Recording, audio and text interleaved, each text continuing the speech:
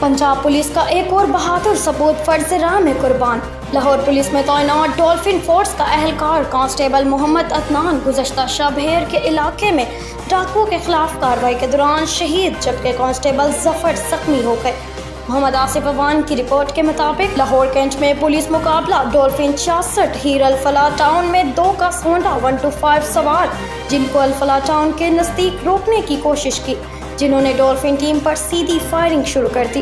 Crime reporter सबा चौधरी की report के मुताबिक मुलजिमान की फायरिंग के नतीजे में कांस्टेबल जफर की टांग में फायर लगा और कांस्टेबल अदनान के पेट में 2 फायर लगे, जिनको बजरिया प्राइवेट गाड़ी नेशनल हॉस्पिटल डिफेंस बराह इलाज मुआवजा के लिए भेज दिया। नेशनल अस्पताल है, वेंटिलेटर पर, हालत अभी बहुत खराब है। कैंट डिवीजन इलाका थाना हीर जिन मोटरसाइकिल सवारों को रोका था वो मौका पाकर फरार हो गए।